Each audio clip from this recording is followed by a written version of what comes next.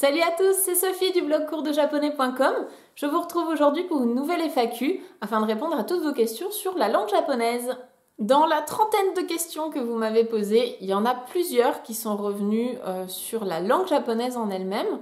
Donc aujourd'hui, je vais essayer d'y répondre du mieux possible. La première question que j'ai reçue, c'est quelle est la différence entre kore, sore et are? La différence entre ces trois mots, c'est tout simplement la distance que vous avez vis-à-vis de l'objet dont vous parlez. Je m'explique. Si je prends par exemple ce petit réveil qui est magnifique, n'est-ce pas? Kore, si je parle de ce réveil, c'est kore parce qu'il est dans mes mains, parce qu'il est en fait dans ma zone qui est très proche, mon périmètre proche. Donc kore wa tokei desu. Ceci est une horloge, un réveil, parce que kore, parce qu'il est près de moi. Sore, j'emploierais sore si le réveil en question était près de vous. Donc si je m'adressais à vous et que vous étiez dans la même pièce que moi par exemple, sore ce serait parce qu'il est dans votre zone à vous, dans votre périmètre à vous. Sore wa tokei desu. Et puis are, si je le remets très loin et que nous on est de ce côté-là, are wa tokei desu, parce que le réveil est loin de nous, donc il n'est ni proche de moi ni proche de vous. Donc kore dans ma zone, sore dans votre zone et are loin de nous deux. J'espère que mon explication était assez claire. Ensuite nous avons Lucas qui me demande quelle est la différence entre kudasai et puis onegai shimasu. Les deux en français, on peut les traduire par s'il vous plaît. Onegai shimasu, il va s'utiliser tout seul pour demander vraiment s'il vous plaît. Par exemple, est-ce que vous voulez ça? Hai, onegai shimasu. Oui, s'il vous plaît. Alors que kudasai, tu ne peux pas l'utiliser tout seul. Kudasai, il est forcément accompagné de quelque chose devant, donc soit un verbe que tu vas mettre à la forme en T, par exemple, matte kudasai. Ou bien mite kudasai, donc attendez, ou bien regardez s'il vous plaît.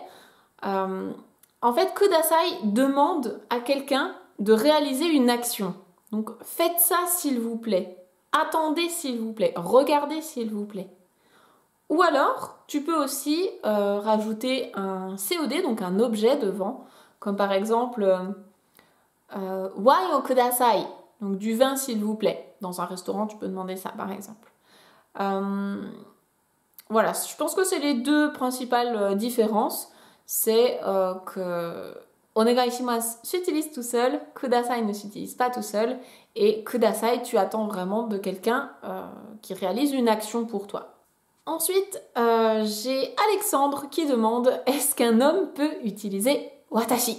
Alors ça, c'est une question qui revient souvent, les différentes appellations de je en japonais pour les hommes. Vous avez la chance, on va dire, d'avoir plusieurs choix possibles pour vous définir vous-même. Donc on a watashi, boku, ore. Il y en a d'autres, mais là ce sont les trois principaux. Watashi, en fait, des trois, c'est celui qui est le plus formel. Donc vous êtes censé utiliser dans un cadre, on va dire, formel. Donc l'école, le travail.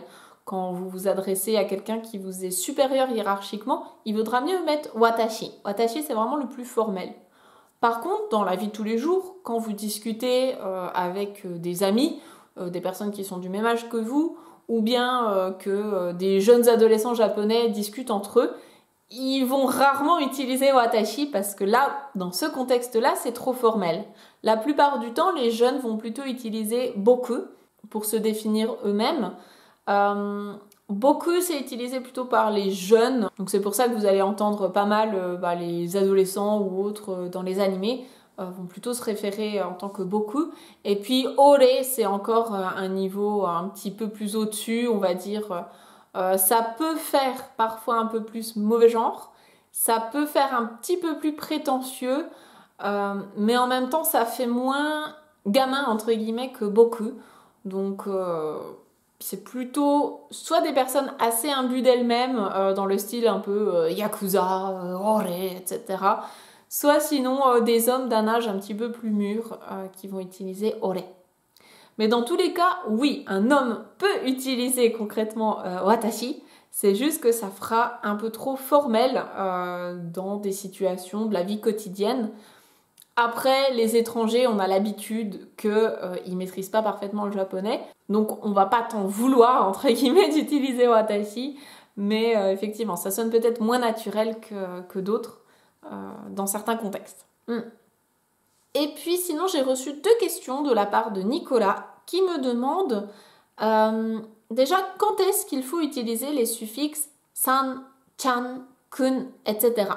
San, c'est vraiment le suffixe le plus important, celui qu'il faut retenir en priorité quand on débute le japonais. San, c'est l'équivalent de monsieur, madame, mademoiselle en français. San, vous allez l'utiliser du moment que vous ne connaissez pas bien la personne, que vous n'êtes pas intime avec elle. Vous allez tout de suite rajouter san derrière son nom de famille ou son prénom. Par exemple, Yamada-san, Kimura-san, Sato-san, etc. Si vous ne le mettez pas, si vous ne mettez aucun suffixe derrière son nom ou son prénom, ça rapproche tout de suite les 2 personnes, comme si vous étiez assez intime un peu, de bons amis ou autres. Donc ça peut brusquer, ça peut choquer les Japonais. C'est pourquoi je vous recommande de tout de suite prendre l'habitude de rajouter san derrière le nom des personnes à qui vous vous adressez. C'est vraiment important. Ensuite, on a chan. Alors, chan, c'est plutôt pour les petites filles, en tout cas les filles qui sont plus jeunes, principalement des enfants, ça peut être des adolescentes, ou bien des filles dont vous êtes vraiment proche, ça peut être votre sœur, votre meilleure amie, votre petite amie.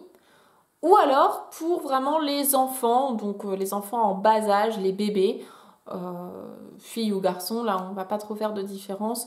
Chan en fait c'est le côté vraiment mignon, c'est tout petit, c'est mignon, etc. Donc ça va bien pour les bébés, les petites filles. Et ça peut fonctionner aussi pour les animaux de compagnie, justement les animaux de compagnie qui sont tout mignons, etc. On peut rajouter chan derrière leur prénom. Si on a envie un petit peu de les pouponner, quoi. Voilà. Je me rappelle d'une famille d'accueil dont le chien s'appelait Cocoa, donc qui veut dire cacao, et le chien c'était toujours Cocoa-chan. Même si c'était un mâle, c'est juste parce que c'était super mignon, quoi. Et puis sinon le 3e suffixe, ça va être kun. Kun, là c'est plutôt donc pour les garçons, pareil, les garçons dont vous êtes proches, par exemple votre petite amie ou votre frère, votre meilleur ami, ou bien d'un point de vue plus global, les garçons qui sont plus jeunes que vous, principalement les enfants, les adolescents. Après passer un certain âge, quand ce sont des adultes et que vous n'êtes pas proche d'eux, là on va tout de suite passer sur du san, bien sûr. Il y a un 4e suffixe qui peut être important de connaître, c'est sama. Donc sama, c'est la marque de respect absolu, c'est beaucoup plus fort que san. Sama, on va s'en servir pour les personnes envers lesquelles on doit avoir beaucoup de respect. Donc les supérieurs hiérarchiques, ça peut être les personnes âgées dans certains cas de figure. Ça va être aussi les clients. Vous, par exemple, quand vous êtes client d'un hôtel au Japon, on va vous appeler Sama, donc votre nom de famille suivi de Sama, parce que vous êtes le client de l'hôtel. Et puis, autant en France, le client est roi, autant au Japon, le client est Dieu. Donc, Sama, c'est la moindre des choses qu'on doit faire vis-à-vis d'un client, parce que c'est vraiment important d'avoir beaucoup de respect vis-à-vis du client. Et puis, le dernier cas de figure possible avec sama, c'est pour les dieux, tout simplement, kami-sama. Donc, les dieux, évidemment, il n'y a pas plus haut que eux en termes de respect. Et dernière question de Nicolas, c'est est-il possible que dans une même phrase, il y ait des hiragana et des katakana? À ton avis, si je veux écrire la phrase « Je m'appelle Sophie », en japonais, ça donnerait quoi? Réponse, je vais la mettre ici. Watashi wa Sophie desu. Mon prénom, Sophie, est forcément en katakana puisque je suis étrangère. Donc oui, c'est tout à fait possible de mixer les deux, c'est même normal, hein. On va pas écrire une phrase entièrement en katakana, ça n'aurait pas de sens. Et puis, je vous mets un 2e exemple juste pour la route. Donc, je suis française. Watashi wa Furansujin desu. France, France c'est un mot étranger, donc la France, forcément ce mot-là va être écrit en katakana. Voilà, j'espère avoir pu répondre à toutes vos questions concernant la langue japonaise. Si vous avez d'autres interrogations ou bien si vous avez mal compris quelque chose que j'ai pu expliquer, que vous voulez plus d'informations, n'hésitez pas à me laisser des commentaires sous cette vidéo. J'y répondrai avec plaisir. Et puis je vous dis à très vite pour une nouvelle vidéo où je répondrai à vos questions concernant la vie au Japon, le travail là-bas, les études, etc. Vous m'avez posé plusieurs questions à ce sujet, donc j'y répondrai dans une prochaine vidéo. À bientôt! Bye bye, matane!